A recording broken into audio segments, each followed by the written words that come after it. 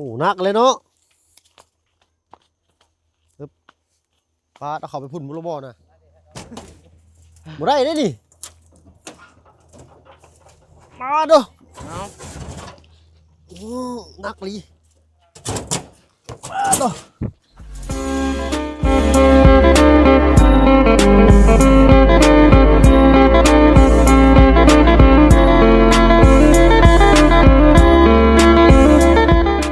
ภาพมามื้อนี้ก็อยู่ไปแล้วเนาะทางขึ้นบ้านน้องต้นกล้าพี่น้องเนาะเอ้าก่อนอื่นเด้อพี่น้องเด้อเนาะทางบ่เพิ่นก็กราบทักทายเด้อพี่น้องเด้อเนาะกราบทักทายสบายดีผู้ใหญ่ใจดีและ FC เบิดทุกด้านที่เข้ามาชมช่อง YouTube บ่เพิ่นเคยหลายคือเก่าพี่น้องเนาะบ่ฝั่งไทยฝั่งลาวและก็ทั้งฝั่งต่างประเทศก็ยินดีต้อนรับเข้าสู่ช่อง YouTube บ่เพิ่นเคยหลายเช่นเคยพี่น้องเนาะมื้อนี้นั่งหน้ามืดก็คืออยู่ทางขึ้นบ้านพี่น้องเนาะอยู่หิมทางเลข9เนาะเส้นยาวเลยเนาะพุ่นแหละฮอดเซโนกึกเลยพี่น้องเนาะจนฮอดชายแดนของค่อยถ่าเซาพี่น้อยเนาะมื้อนี้เพิ่นฮู้แต่ว่าบ้านแกงไข่แต่ว่าเพิ่นบ่ฮู้ทางขึ้นบ้านแล้วเพิ่นก็บ่ฮู้เฮือนพี่น้อยเนาะเฮาจำเป็นต้องขี่รถมารอถ่าเพิ่นอยู่นี่พี่น้อยเนาะพอดีว่าเพิ่นหยุดวันชาติที่2ว่าซั่นซะเนาะที่2ธันวาคมนี้นี่พี่น้อยเนาะเพิ่นหยุดแล้วเพิ่นบ่มีคนส่งมื้อนี้ก็ขอนำเพิ่นแล้วพี่น้อยเนาะเพราะ3มื้อแล้วเนาะฟังบ่เพิ่นกับสายส่งเพิ่นผัดวันประกันพรุ่งมานี่เนาะมันก็บ่จบบ่งามปานใดหั่นนะก็เลยขอนำเพิ่นมื้อนี้เนาะเพิ่มค่าส่งให้เพิ่นอีก 100,000 กีบพี่น้อยเนาะจาก 100,000 ก็เป็น 200,000 ค่าส่งก็ได้เนาะเพราะว่ามันช้าหลายเนาะเอาจังได๋ก็เอาอดใจรออีกหน่อยหนึงพี่น้อยเนาะของคอยท่าอยู่เพิ่นก็ไปส่งเพิ่นส่งแถวบริเวณใกล้เคียงเนาะอันนี้ก็ประมาณ30กว่ากิโลได้พี่น้อยเนาะตั้งแต่บ้านดงมาพี่นะโอ้ลมเนาะเอาวิวภูเขาพี่น้อยเนาะงามเนาะบ้านน้องต้นกล้านี่ก็ได้ใสพี่น้อยเนาะเงบจังว่าเห็นหน้าว่าเพิ่งแล้วบ่มืดคืออยู่เนาะเอาของค่อยถ่ายจังหน่อยพี่น้อยเพิ่นใส่รถ10 ล้อบ่ หรือว่ารถท่ามาส่งพี่น้อยเนาะเอาลัดเอาเพิ่นอยู่นี่เพิ่นมาแต่ทางนั้นพุ่นเลยพี่น้อยเนาะเสา6 ต้นต้นละ120 40 80 40 เมตร40 เซนพี่น้อยเนาะขอโทษขออภัยเสา40 เซน120รวมส่งก็900,000ปลายบ่แม่นบ่นี่แม่นได้ดิเนาะคันสีขาวๆนี่เด้แม่นบ่โอ้ถ้าว่าเพิ่นมานี่ก็ไวเติบได้พี่น้อยเนาะย่านแม่นแล้วแหละ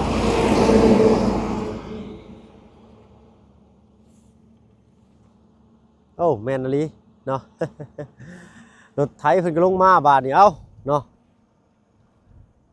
ให้รถไถเพิ่นลงก่อนพี่หน่อยเนาะเอามาแล้วมันเว้นรับบ่น่ะอย่าเผาอันในทางรถไถเพิ่นไปก่อนเนาะ เดี๋ยวรถไถเนาะเอาให้รถไถชาวบ้านเพิ่นไปก่อนมาละพี่หน่อยเนาะ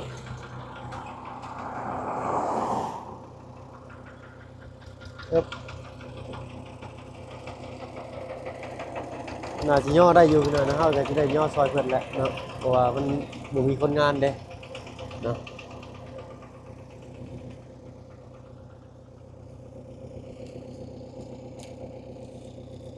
แต่ตามจริงเพิ่นว่ามันน้อยได้พี่น้อยนะเสา6 ต้นนี่ก็ได้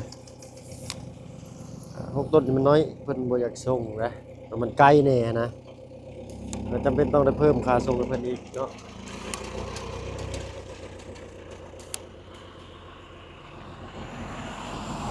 ขึ้นได้อยู่บ่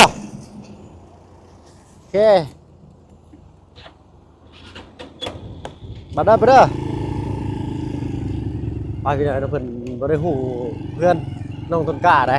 เพราะเพิ่นบ่เคยเข้ามาส่งทางนี้จักเทื่อทางก็ยากๆจำพี่น้อยเนาะอึ๊บ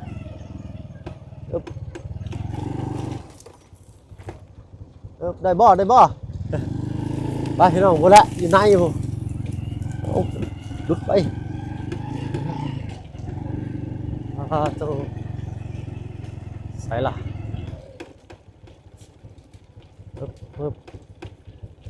เป็นสิเข้าได้อีบ่นี่เนาะ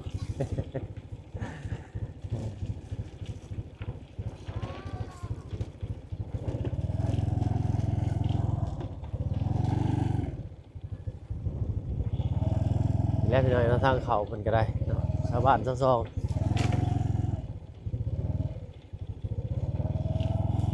อึ๊บเอาเตรียมเด้อเสามาแล้วบาดนี่เนาะ เอาจอดรถก่อนพี่น้อยเนาะโดยสบายดีเจ้าพุ่นแหละเสาเพิ่นอยู่พุ่นเพิ่นสิลงมาได้อยู่บ่เด้นี่เนาะเอาน้องไปอึ๊บมันตาได้อยู่บ่เพิ่นมาส่ง2คนพี่น้อยเนาะเอาน้องต้นกล้าติดอะตึมก่อนเนาะเฮ็ด สิได้อยู่บ่ หรือว่าลงนี่ได้บ่เนาะมื้อก่อนพี่น้อยเนาะอ๋อโตมันบ่มันเว้าได้เสาก็ได้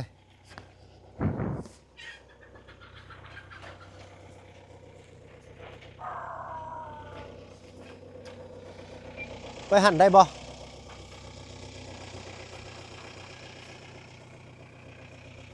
นี่แหละนี่มานี่ได้อยู่ได้นี่เบิ่งอยู่เนาะ ลำบากสายส่งพอดีเกินลำบากแน่น้อยเนาะ เอาเนาะเอาไว้หั่นก็ได้เนาะมันเข้าบ่ได้แหละพี่น้อยจำเป็นแล้วเนาะเอามีแต่ถอยดากกลับรถก้อนเจ้าเนาะเอาเพิ่นก็เสียสละเวลามาส่งให้พี่น้อยเนาะมื้อนี้ก็ได้ปึ๊บ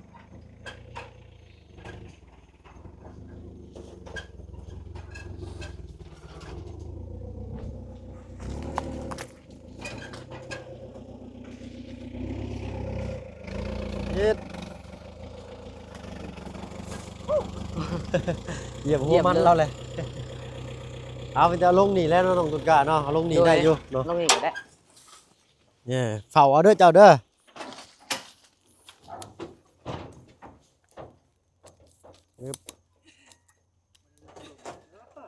นักบ่โอ้นักเลยเนาะปลาเอาเข้าไปพุ่นบุรบ่นะโดยอาหารให้โอ้ยเนาะลำบากเราพี่หน่อยเนาะคอยสิย่อขึ้นอยู่บ่นี่บ่ได้เด้นี่มาเด้อ เอา นักลี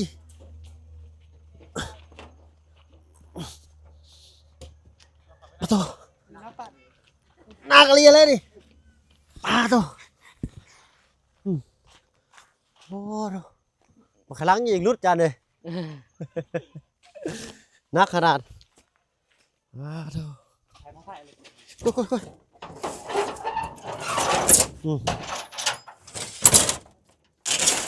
เอาตัวแห้งๆเนี่ยข่อยเด้อตัวมันเปรี้ยวย่อมขึ้นเช็ดเขียวดิฮึบ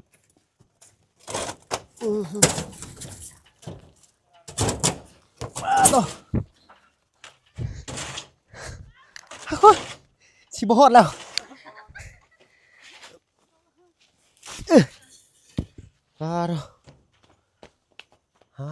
โอ้ยฮักก็ว่างเนาะว่าวัน เอาขอบใจ ที่2ธันวาคมกินนี่เพิ่นก็น้องเก็บเพิ่นไปแซ่น่ะปึ๊บเอาโอเคเข้าใจหลายๆไปเอาเนาะ ขอบใจเด้อ เพิ่นก็เสียสละเวลามาส่งให้พี่หน่อยเนาะ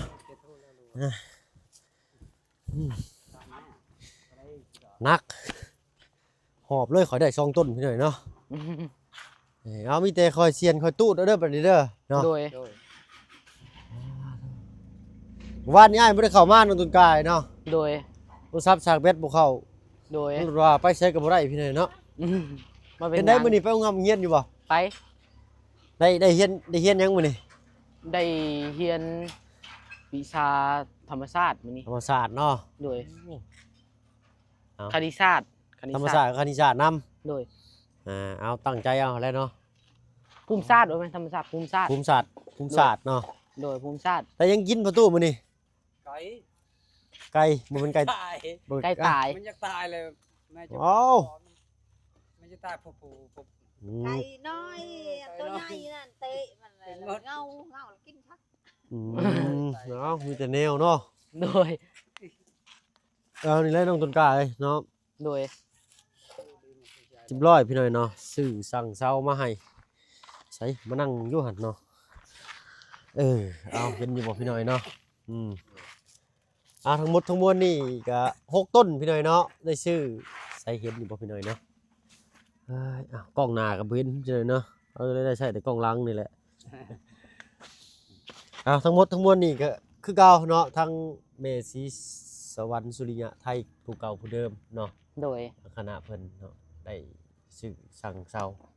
หน้า18 40เซนเนาะความยาวฟังกับประมาณนี้เรือนี่ตั้งเซาขึ้นอีกโอ้ยพี่น้อยเนาะเริ่มใกล้เป็นรูปเป็นห่างขึ้นมาเนาะทางปาลุง FC ก็คอมเมนต์โอ้ไปเบิ่งน้องต้นกล้าเด้อว่าซั่นเนาะโอ้ทั้งเฮาก็ฟ้าวเต็มที่เลยพี่น้อยเนาะก็เรื่องในบรรษัทที่2เพิ่นบ่ว่างผู้หนึงลูกเพิ่นผู้หนึงก็ลงสวรรค์เนาะผู้หนึงก็เผาห่านลูกน้อยน้ำเมียอยู่เพื่อนเนาะลูกเคยเพิ่นมาส่งกินนี่เนาะผู้พ่อบ้านผู้เจ้าของห่านก็อายุเพิ่นก็อยากหลายแหละพี่น้อยเนาะเพิ่นก็ฮู้ตาบ่อยากค่อยดีปานใดก็อยู่แต่เฮือนแต่ซ่านนั่นแหละเนาะก็บ่ติเพิ่นแลพี่น้อยเนาะมีลูกมีเต้าก็ลูกเต้าเพิ่นก็ไปธุระป้าปังมีแต่เจ้าขอบคุณทางบุแลเมซีสวรรค์สุริยะไทยบุแลเนาะ โดยขอบใจทางแม่ซีสวรรค์สุริยะไทยที่ได้มาซอยร้านและได้มาซอยประตูแม่ตู้ขอบใจทางทีมงานของไอเพิงและขอบใจทางผู้ใหญ่ใจดีที่ได้มาซอยและขอบใจทาง FC ที่ได้มาเบิ่งและได้มาซอยขอบใจเด้อสาธุ เนาะเอาเนาะมาถึงมวลนี่ก็900,000พุ่นน่ะพี่น้อยเนาะ900,000ซาวเนาะต้นหนึงนี่ก็100,000ซาวเนาะแล้วก็บวกค่าส่งมื้อแรกที่เฮาไปทำน่ะ100,000เพิ่นว่าเนาะบ่ไปบ่มาเพิ่นมันไกลเนาะเฮาก็เพิ่นก็เลยขอเพิ่มค่าน้ำมันขึ้นอีกเนาะไกลเด้แต่นี่แต่บ้านดงเนาะ ใกล้แหละ แต่นี่ลงไปหาเซโปนนี่ยังว่าใกล้ได้พี่น้อยเนาะใกล้กว่าไปบันดงอีกได้บันดงนี่ใกล้ได้เนาะบันดงนี่ผ่านบ้านนั่นโอ้ยบ้านน้องปูนาผ่านขึ้นบ้านอีสังเลยฮอดด่านนี่ก็จังฮอดอันนี้ฮอดด่านใหญ่เลยก็จังฮอดบ้านแก้งก็จังบ้านดงอีกบัดนี้เนาะจากบ้านดงกับบ้านพอดีกับบ้านสะแล้วพุ่นเนาะคืนนี้ลงไปนี่สิเป็นบ้านอะไรใหญ่แล้วก็บ้านเมืองจันทน์โอ้ก่อนฮอดบ้านเมืองจันทน์บ้านหยังก็ บ้านเมืองแซน บ้านเมืองแซน เมืองแซน บ่ฮอดเมืองจันทน์ก่อนจะฮอดเมืองแซนได้ เลยเมืองจันทน์แหละบ้านกะโลก บ้านกะลุกแล้วก็ เมืองจันทน์ นะ เมืองเจ็ดยังบ่ฮอด บ่ฮอดบ้านอดีตก่อนได้ดิฮอดบ้านหนองหัวแล้วก็อันฮอดโรงงานมันต้นเนาะแล้วก็จังฮอดบ้านอีสานห้วยละอาแล้วก็บ้านนาลมแล้วก็บ้านเมืองแสนเก่งจองเมืองแสนแล้วก็นาลมแล้วก็ลงไปอีกเนาะบ้านก็จะติดกันแต่ว่ามันใกล้เนาะ 27อยู่พุ่นบ้านห้วยแจงแล้วก็ห้วยแจ้งแล้วก็เซโปนทางนี้สิใกล้กว่าพี่น้อยเนาะทางนี้สิใกล้เซโปนกว่าได้นี่ บ้านกา โดย ถ้าว่าขึ้นไปพี่นี่ใกล้เนาะนั่นแหละพี่น้อยนะเอาไหลไปไหลมาแล้วก็ซับซ้อนพี่น้อยเนาะเอามีแต่เบิ่งเอาเด้ออย่าให้คนมาย่อเล่นได้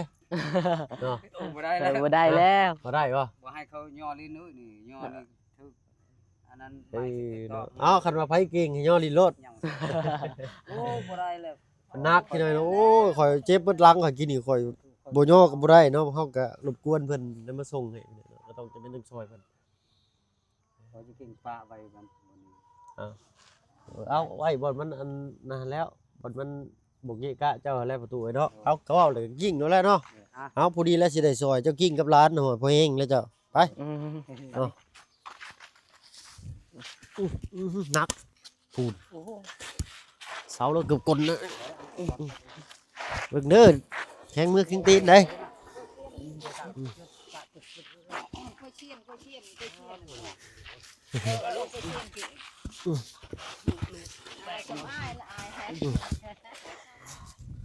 เอาไหนน่ะ ปล่อยไว้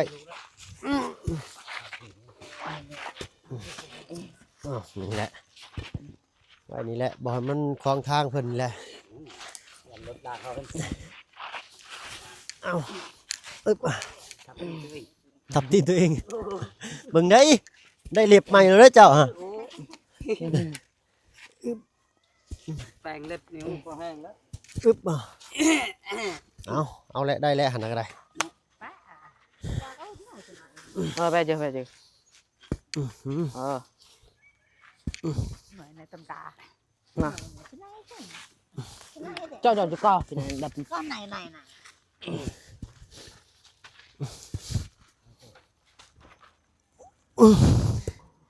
ที่เปิดหลั นั ง ก นับเป็นภาษาบ้านเจ้าอยู่น้องต้นกะ กระตินเสานี่แหละ บ่นับ1 2 3แบบภาษาบ้านเจ้านับได้ได มวยบาร์กี่ ทั้งหมดนี่ก็ตะเปิด ตะเปิด มวยบาดไปปูนเชิงตะเปิด ยังก็อ๋อเยอะ Môi. มวยบาดไปปูนเชิงตะเปิด โมยปลายปลาเอ้ยเนาะลงเลย ให้ได้แต่ว่าโมยให้บ้าเสียหญ้าเลยสิบ่ส่งอยู่เฮือนแหละนี่เนาะ เนาะออกสำเนียงจะออกคือเขมรที่หน่อยเนาะภาษาสวยว่าซั่นซะเนาะ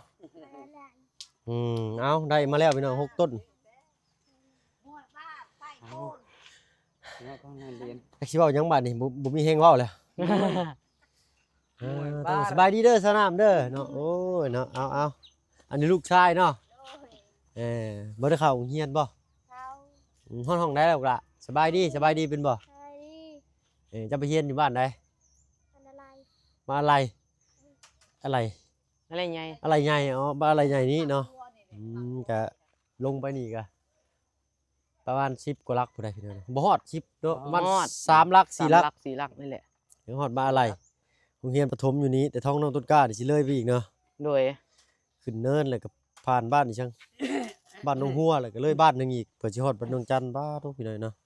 ใช้ไปใช้ก็ลงก็รับได้อยู่บ่ไปตู้หนู บ่ยาแล้ว อ้าว มันบ่ถูก บ่ได้ไปเลย ไปก็บ่ถูกมวยแล้ว เนาะเอาอันมันต้นบ่ใส่ แม่นแหละ คือบ่กล้วยใส่ประตู กล้วยแห้งแต่ก็มันบ่กิน โอ้กล้วยนี่บ่กินเลยเนาะเพราะว่าย ามนี่มันก็บอกว่ามันบ่กินยามนี่แถวมันเป็นแถวป่า เพราะว่ากล้วยอยู่ในสวนมันลายแล้วเนาะมันกินนี่มันก็บ่อยากแล้วพี่น้อยเนาะ วิตมันต้นนี่มันกินคืน อื มัน ม กิน พออันเบิดหน้ามันต้นนี่ก็เพิ่นมันสิกินมันต้นแบบนี้เนาะ อืม เพราะว่าตอนนี้เพิ่นยังขวัดเขี่ยกินได้อยู่พี่น้อยเนาะ ยังเลือก มันหลายเลย หาคันว่าหากระปูมาใส่นี่คือสิได้อยู่เนาะ บางเถื่อได้กระปูนี่ยังบ่ทันใช้ อยู่ทั้งบ้านร้านนี่เพิ่นสิเอากระปูใส่ประตูไว้โอ้ยมานคักกระปูนี่ โอ้ โอ้ กระปูเนาะ แม่น Phúc là mình mắc kinh cà phù này. แม่นเลย โอ้ยบ่มีกระปูทางนี้ หายากซะเนาะ ในโหด เอากระตัดแม่นะแม่ตลาดบอกก็อยู่กันแม่ อืม โอ้บึกแม่นะนี่ไม่ไหนมาให้ อืม ตึกแหละ อย่าดื้อเด้อสิเจ้าเด้อหนีบแข้งหนีบขาเนาะโยเนาะได้ถอดเล็บเลยได้อฮะอืม นาย เอ แต่ละ เนาะ นายช่างเจอจ้ะ มาแล้ว โอ้ย พี่น้อยเนาะสาวอีก6 ต้นยอดน้ำมะเพิ่งก็ยังเหลืออยู่7 ล้านกับ8 พันกีบพี่น้อยเนาะแม่นบ่ล่ะพี่น้อยเนาะ เอ้าอะไรเนี่ยจ้ะ ดิเพื่อมุ่ง เฮ็ดเอา อืม เหลืออยู่7 ล้านกับ20,000พี่น้อยเนาะอันนี้เพราะว่า900,000กับ80บ่เพิ่นก็ได้พี่น้อยเนาะยอดช่างทรัพย์พัฒนาบ้านน้องต้นกล้าน้ำบ่าวพึ่งก็เหลืออยู่ ตัวรัก 7 ล้านกับ80,000กีบพี่น้อยเนาะ นี่เราไปไหน จ่ายนี่ไป900,000เจ้าเนาะมันนักราคาส่ง200,000พี่น้อยเนาะเอาแล้วประตูเอาแล้วเนาะเอาลองวัดมันอยู่40ด้วย 40แหละ สั่งเพิ่นมา40วัดเบิ่งเห็น น่า18 30นี่พอแห้งแล้วสิได้ไปนำคืนอีกได้เนาะ เนาะหน้า18ฮอดบ่หรือ17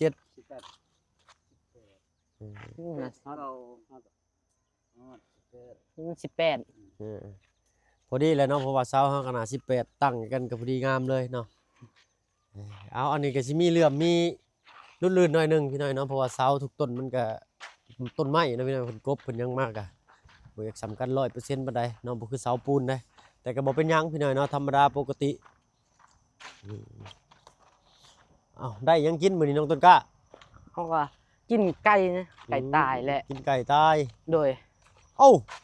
กล้วยเครือนี่ไปใส่แล้วกล้วย เอากล้วยทาง อืม ทางเขาบันดงเนี่ย เพิ่นมาซื้อเอาบ่ บ่แบบว่าให้เขา เนาะกำลังแยงพี่หน่อยเนาะงามได้สะอ้อนได้พี่หน่อยกล้วยนี่ถามว่าให้กินนี่กินบ่มันบ่คิดยากเด้เนาะ สะอ้อนซื่อๆเนาะสะอ้อนกล้วยงามแต่ว่าคันให้กินก็กินบ่ได้สองลูกพี่หน่อยเนาะกินลูกเดียวก็เรือๆเลย มันใหญ่เลย ดอกแค่นี่เคยกินได้ได้เคยกินอยู่บ่ โอ้กินแหละ ลวกเนาะ จำแจว ลวกจำแจวแซ่บพี่หน่อยเนาะ จับเจียวปลาแดกแซ่บ เอาเนาะเอาอ้ายก็สิมื้อหาหั่งอยู่กันเด้อบัดนี้เด้อ เอาดู เนาะเอาไปพี่หน่อยเนาะพบกันคลิปหน้าได้สำหรับคลิปนี้ก็เรียบร้อยเนาะขอตัวลำลาก่อน ไม่ให้อยู่ โดยเนาะเอาไปกันเด้อไปตู้เด้อเนาะ เอาไปก็โชคดีสบายดี โดยเอาเนาะกินมาเมื่อกี้นี่ได้เนาะอยู่ห้านเจลมณ์ดีเพิ่นเนาะต้องไปทีบได้ก็บ่ว่าทีบนั่นพี่หน่อยเนาะกินข้าวบ่ขาดบ่หวาดบ่หวันเนาะ รถรางรถ เอามีแต่เบิ่งเด้อน้องเด้อ โดย เนาะเสาเจ้าเด้อเนาะเก็บไว้เป็นที่เป็นร่างสิแล้วเนาะเอาไปทางอื่นก่อนบัดนี้เนาะพบพ่อกันคลิปหน้าพี่หน่อยเนาะค่อยคำแรงลงเลยไปเนาะเอาตึมมาน้องมาเด้อเนาะเอาสบายดีปะลุงเด้อบัดนี้เด้อเนาะไปเนาะไปก่อนสนามเด้อเนาะเด้อไปแล้วอายะเด้อ ไปให้ตลอด เด้อ ไทย โอเคเด้อเนาะนี่แหละพี่หน่อยเนาะถ้ามาเพิ่งก็มาไปฟ้าวๆนี่เพราะว่าเมื่อค่ำบ่ได้มื้อนี้นะเนาะเพราะว่าทั้งเมืองเพิ่นลงมาพี่หน่อยเนาะไปพี่หน่อยเนาะผมพอกันคลิปหน้าสำหรับคลิปนี้ถ้ามาเพิ่งขอตัวลำลาแล้วพี่หน่อยเนาะอยู่ดีมีแห้งเบิดสุขทุกคนที่เข้ามาหาประชมช่อง YouTube บ่เพิ่งเคยหลายคือเก่าไปแล้วพี่น้องสบายดีจ้ะ